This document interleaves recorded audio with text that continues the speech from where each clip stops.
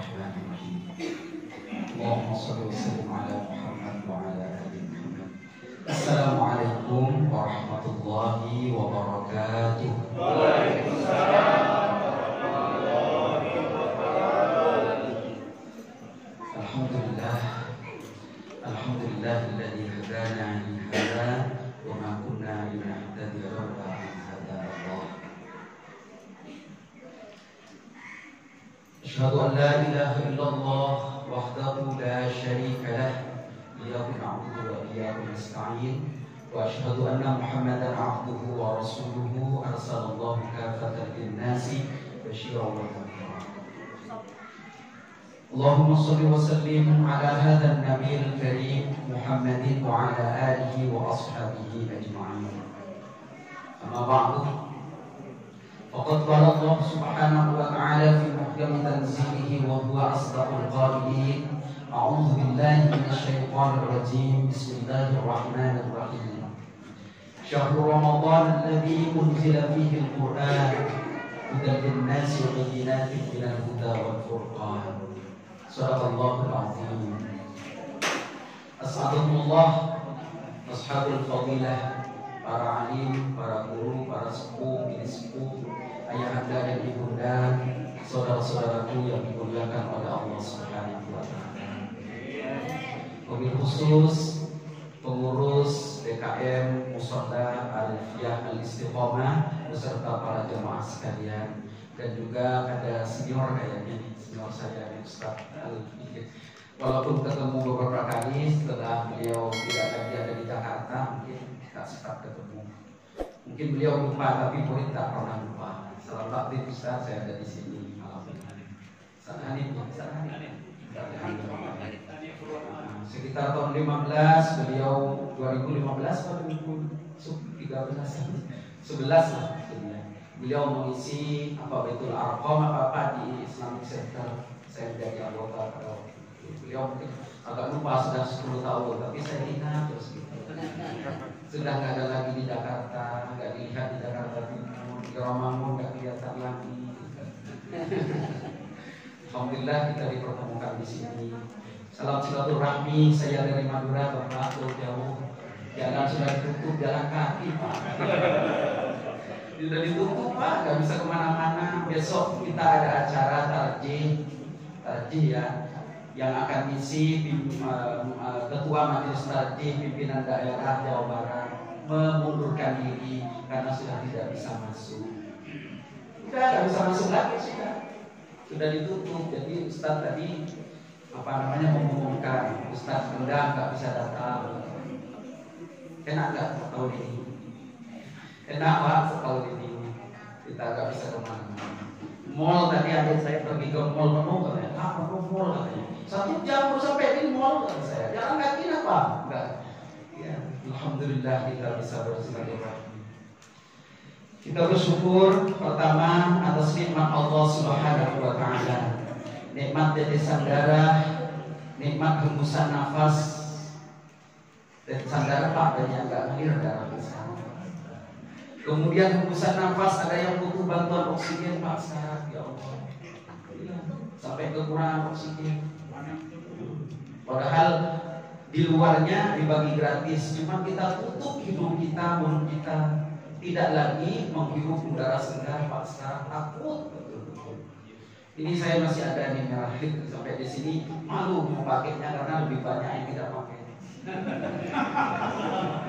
Iya. Kalau yang banyak pakai, tak pakai, malu juga. Ini sebenarnya saya munafik tingkat apa gitu ya? Tingkat tinggi atau bagaimana? Ya, syukur alhamdulillah nafas kita masih bisa keluar masuk, darah kita masih menetes ya kan. Kemudian kita masih bisa melambaikan tangan, melangkahkan kaki, mendengar, melihat. Dan Allah Subhanahu wa taala hanya minta satu kata, yaitu mengucapkan alhamdulillah. Kalimatani khafifatani 'alal lisan wa thaqilatani fil mizan, subhanallah wa bihamdihi subhanallahil azim. Hanya minta itu, sucikan Allah, bersyukur kepada Allah. tak banyak yang diminta oleh Allah, tidak macam-macam yang diminta oleh Allah, cukup bersyukur, mengucap alhamdulillah. Dan juga kepada manusia, karena apa? Barang siapa yang tidak bersyukur, terima kasih kepada manusia, berarti dia tidak berterima kasih kepada Allah. Man lam yashkurin nasa lam yashkurillah. Dan kemudian la in syakartum la azidannakum wa la in kafartum inna adzabi lasyadid. Ancamannya perih, padahal cuma tidak mau bilang alhamdulillah. Setelah bilang alhamdulillah, apa harus selesai di sana? Tidak. Masih kita harus melaksanakan perintah-perintah Allah dan menjauhi larangan-larangan Allah. Ini yang mengarah kita kepada al-muttaqin yang diharapkan oleh Allah. Kita diminta oleh Allah, semoga Allah berdoa la'allakum tattaqun. Diminta oleh Allah. Sama dengan orang tua saat melepas anaknya, semoga kamu sukses, semoga kamu menjadi anak soleh. Kurang apa Allah Subhanahu wa ta'ala. Bulan Ramadan, mungkin kalau tidak ada satu peristiwa yang ada di dalamnya, sama halnya dengan 11 bulan lainnya. Maka setelah Allah memerintahkan puasa dengan berbagai macam syarat dan rukunnya, Allah Subhanahu wa ta'ala berfirman, Syahrul Ramadan alladzi unzila fihi al-Qur'an hudan lin-nasi wa bayyinatin minal huda wal furqan. Andai tidak diturunkan Al-Quran di bulan Ramadan, maka sama halnya bulan-bulan Ramadan ini. Bulan Ramadan ini sama dengan bulan-bulan lainnya, tak ada beda. Kalau masalah puasa, mulai sejak Nabi Adam sudah disuruh puasa, sudah disuruh. Kama kutiba 'alal ladzina min qablikum, sudah. Apa yang menjadi pembeda? Diturunkannya Al-Quran. Segala hal yang berhubungan dengan Al-Quran memiliki kemuliaan, memiliki fadilah, memiliki keunggulan. Malaikat Jibril alaihissalam karena berhubungan dengan Al-Quran, maka Allah Subhanahu wa ta'ala memuliakan dia sebagai penghulu para malaikat. Nabi Muhammad sallallahu alaihi wasallam yang menerima Al-Quran dimuliakan oleh Allah Subhanahu wa ta'ala sebagai penghulu para nabi.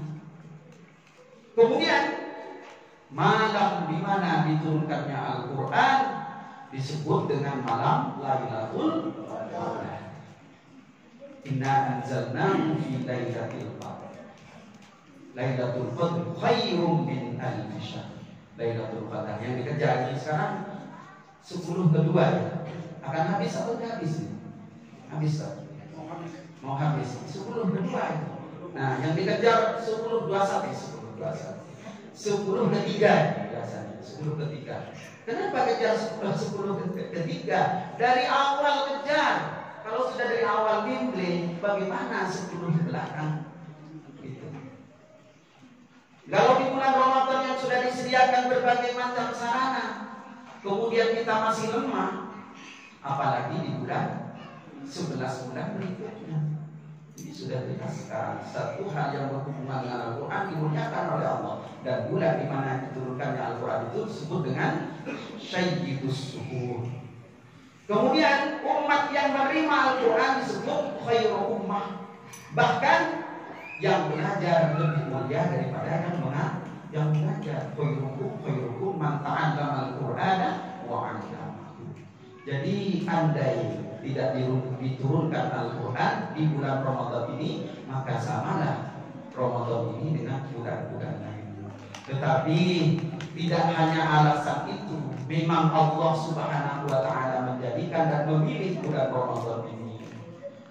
Maka untuk itu jangan sia-siakan hilangnya bulan Ramadan ini. Sudah sekarang hampir habis 10/2. Ahibadi al-Bararah, ayahanda dan ibunda jamaah salat Isya yang jamaah salat tarawih yang dimuliakan oleh Allah Subhanahu wa ta'ala.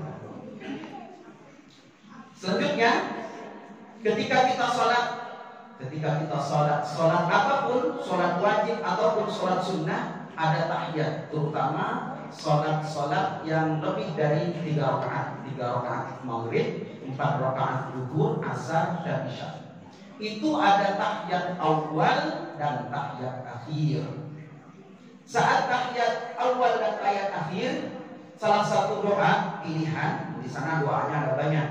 Ada at-tahiyyatu lillah, ada at-tahiyyatul mubarakatus sholawat, dan berbagai macam variasinya yang diajarkan oleh Rasulullah. Tapi ini ada tapi, ketika kita mengucap salam atas Nabi, assalamu alayka ayyuhan nabiyyu wa rahmatullahi wa barakatuh, ada doa yang dibacakan kepada seluruh orang, kepada seluruh hamba Allah.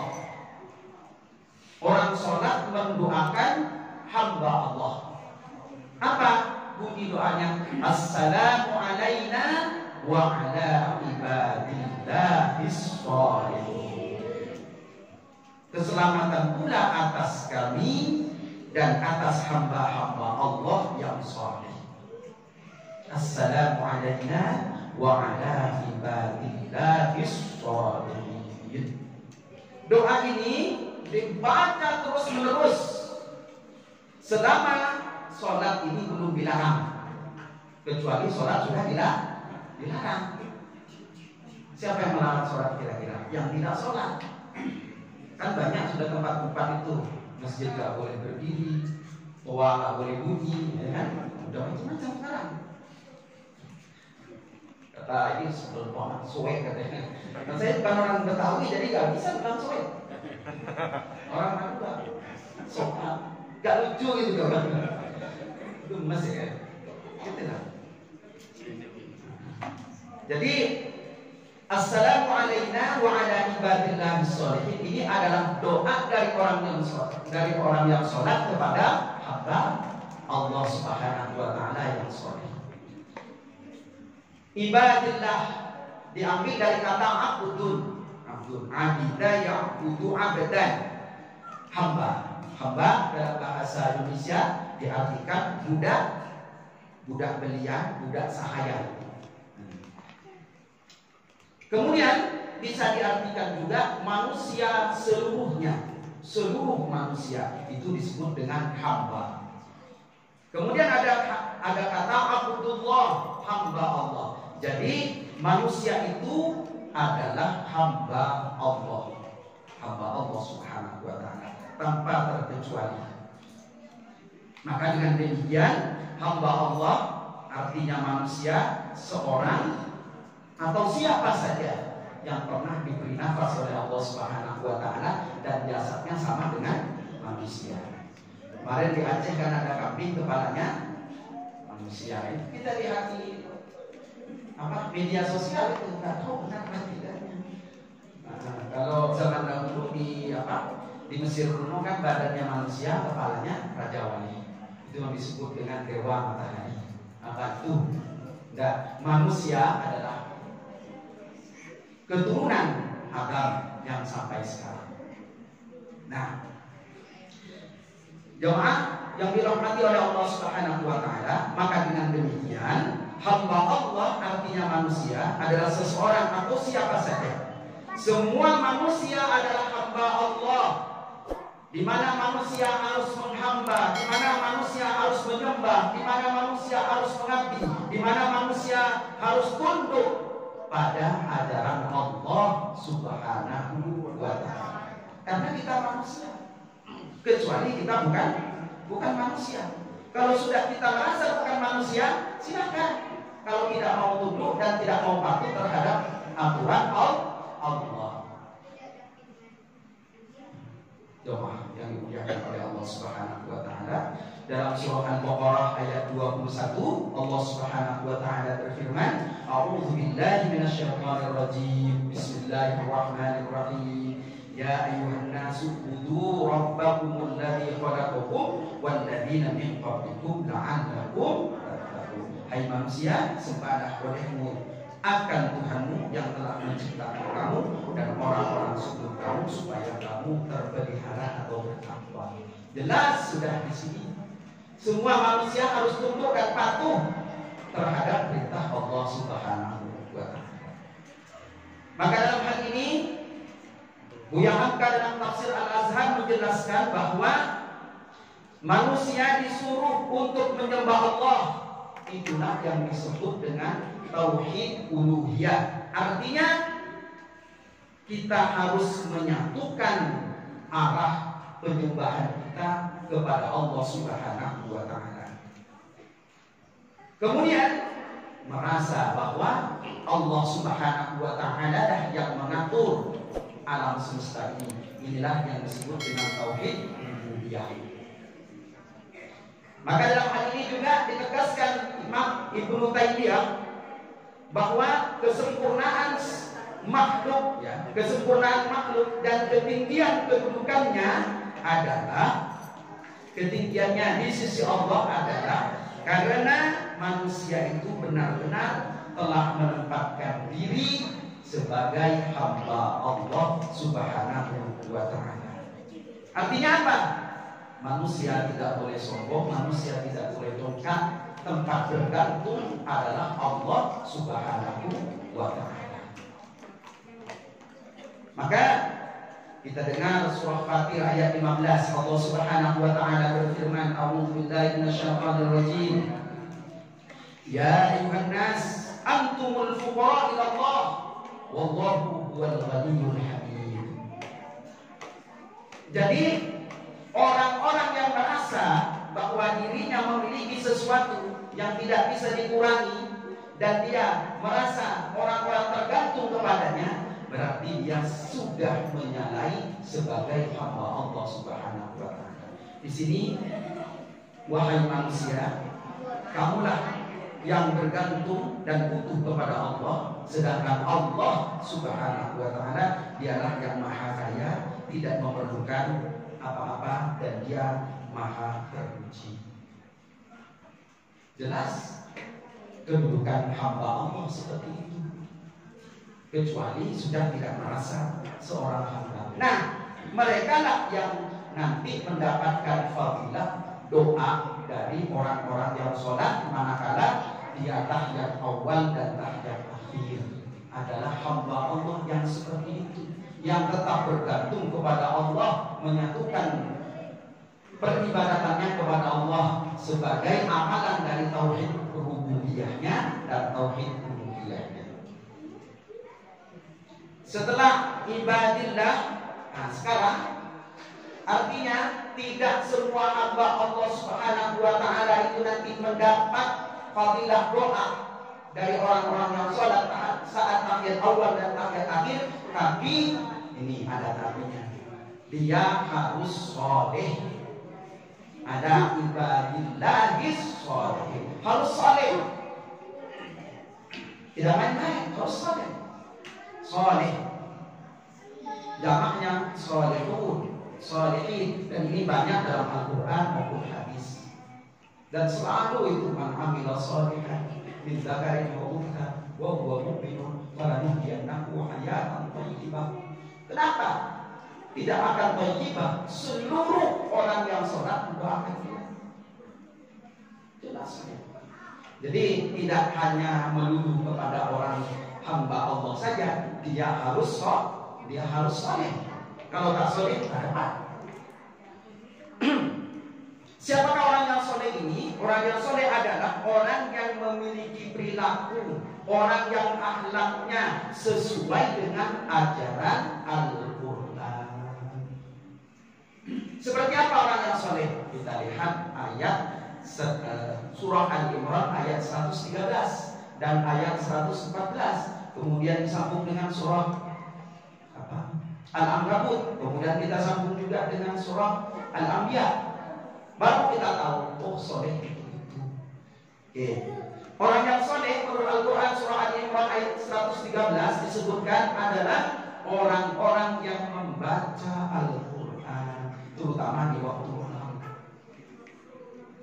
Yatluna ayatillah ana al-laili, membaca Al-Quran di waktu malam. Ingat dulu itu ceritanya kan, cerita ini setelah Pak Habibie nggak ada.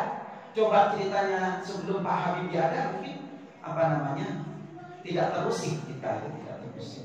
Ceritanya kan muncul setelah Pak Habibie, ketika beliau masih belajar di Jerman. Ada orang Yahudi yang pintar, ternyata ketika bangun dari tidurnya, walaupun dia itu tidak beragama Islam, baca Al-Quran. Ini kan mengusik kita. Bahkan ini yang paling dahsyat sekarang, cobaan kita. Orang-orang yang gemar membaca Al-Quran seperti adik-adik ini, wajahnya tampan-tampan, suaranya bagus, coba dibilang apa? Coba dibilang apa? Ini kalau keluar ini kata apa? Dibilang apa? Coba. Mencegah bapak. Mencegah bapak. Kalau kami minta tolong keluarin. Junior.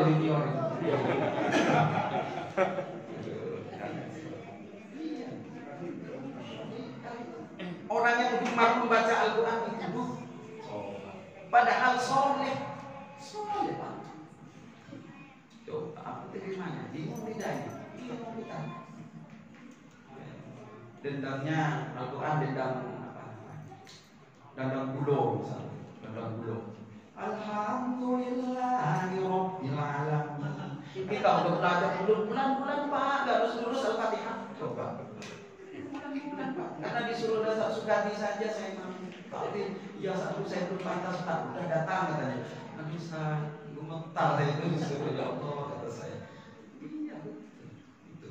Jadi sekarang orang yang gemar membaca Al-Quran, coba itu seperti itu. Apa kita mau diam? Enggak bisa. Saya bilang kepada anak-anak saya di sana, jangan malu pegang Quran, jangan malu, tunjukkan identitas. Iya. Kalau kamu malas bawa Quran besar, bawa Quran kecil. Tapi jangan kecil banget. Kalau kecil banget nggak bisa dibaca. Kan banyak sekarang dijual. Apa mau baca? Bawa aja Pak. Alhamdulillah, kalau masih suka bawa. Tapi hati-hati, jangan saat kamu hadas. Ya. Kemudian yang kedua adalah qiyamul lail. Orang yang suka qiyamul lail. Jadi sekarang kita sudah qiyamul lail. Udah masuk di kita nih sebagai tanda-tanda orang yang masuk tadi. Kemudian adalah orang-orang yang mampu mencegah dari yang munkar dan mampu menyuruh kepada yang makruh. Ini mencegahnya dulu atau menyuruhnya dulu? Kalau sekarang ngerem dulu ya. Kalau sekarang ngerem Pak, lebih banyak ngeremnya daripada nyuruhnya. Nyuruh gak akan pernah didengar Pak kalau sekarang. Tapi mencegahnya kalau sekarang kuatkan itu. Kadang-kadang mulut sudah berusaha Pak, gak didengerin Pak. Ya Allah, mau dipukul anak orang Pak, ya Allah, mau dibentak tetangga, bisa gak disapa, bisa ditutup jalan, gak bisa masuk Pak. Ya, menyuruh kepada yang ma'ruf, mencegah kepada yang munkar, dan kemudian bersegera mengerjakan kebaikan. Ini yang ditunjukkan dalam surah Ali Imran ayat 13 dan ayat 14 tentang ciri-ciri orang yang soleh. Allah Subhanahu wa taala berfirman, "A'udzubillahi minasyaitonir rajim. Bismillahirrahmanirrahim. Laisu sawa min ahlil kitab ummatun qa'imatun yatluna ayatillahi ana al-laili wa hum yasjudun." Kemudian di ayat 114-nya Allah berfirman, "Yu'minuna billah," beriman kepada Allah, "wal yaumil akhir," dan hari akhir, "ya'muruna bil ma'rufi wa yanhauna 'anil munkari wa yusari'una fil khairat bidzalika minas shalihin." Jadi bukan radikal, bukan intoleran. Sekarang Pak, ya Allah, di sini tidak ada yang pakai jubah ya. Kalau sudah itu, wah itu radikal. Tapi ada anak malah tambah banyak yang pakai seperti itu. Aneh itu sekarang. Gak ada yang takut-takutnya. Kami takut tangkap pakai polisi, pakai baju itu. Enggak lah Pak. Itu kan cuma yang ini aja. Ya Allah, aneh-aneh zaman sekarang. Kemudian di dalam surah Al-Ankabut Allah Subhanahu wa taala berfirman tentang orang saleh ini, walladzina amanu wa amilus shalihat la nudkhilannahum fis shalihin. Jadi orang-orang yang beriman dan mengamalkan amal pekerjaan yang soleh itu masuk ke surga, dan dia akan masuk kepada orang-orang yang soleh. Dan ini yang perlu dicatat, orang-orang yang soleh lah yang seharusnya menjadi pewaris pemimpin di dunia ini. Dalam surah Al-Anbiya ayat 106. Nah, orang yang soleh Pak yang seharusnya memimpin dunia ini. Tapi orang soleh itu biasanya selalu tidak mau menyombongkan diri, tidak mau ngaju-ngajukan diri, kecuali sangat diminta, sebagaimana Abu Bakar As-Siddiq dahulu. Kalau tidak diminta oleh Umar, Abu Bakar As-Siddiq tidak akan mau Pak jadi khalifah.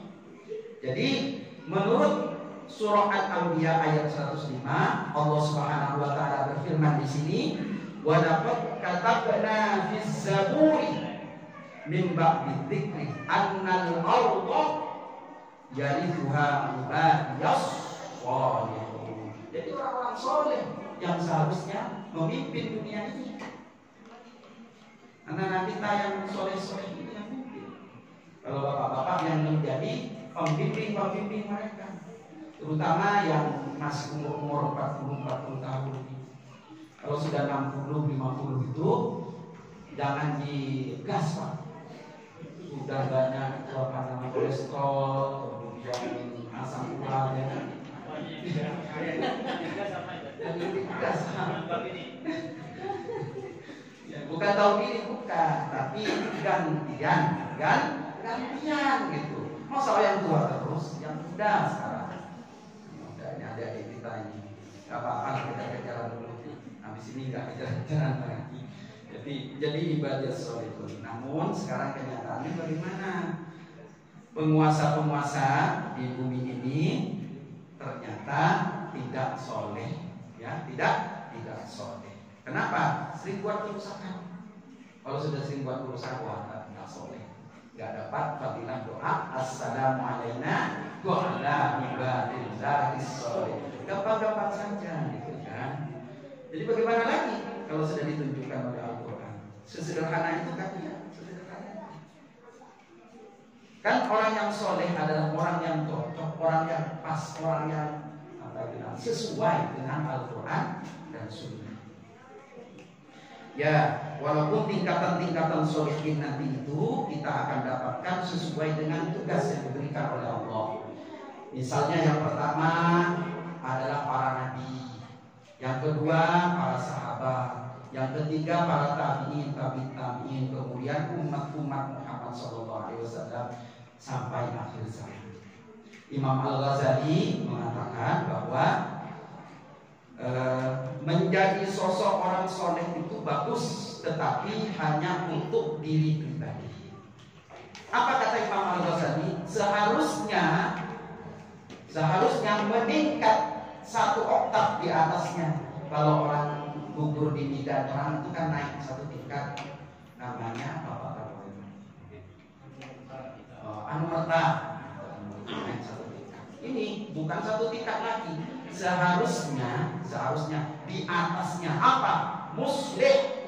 Jadi tidak hanya soleh tapi harus muslim. Orang yang soleh itu hanya baik untuk dirinya sendiri, bagus untuk dirinya sendiri, tapi yang lebih bagus adalah orang yang muslim. Ya, orang yang muslim ini akan lebih penting dan menjadi pencerah dimanapun dia berada, menjadi membawa kebaikan dimanapun dia berada. Jadi orang yang muslim adalah orang yang baik secara pribadi serta sosial, atau dengan kata lain dia berkualitas dan kebaikannya tidak hanya untuk diri pribadinya tetapi juga untuk orang lain. Jadi kalau ditanya lebih baik mana antara soleh atau muslim, maka jawabannya adalah yang muslim. yang mampu memperbaiki, yang mampu membawa orang lain kepada kebaikan. Untuk itu jangan masuk surga sendiri. Qu anfusakum wa ahlikum nara. Minimal mampu memberikan contoh. Jadi di bulan Ramadan ini wahana untuk berbuat semacam itu, untuk berbuat kebaikan adalah kesempatan yang sangat luar biasa.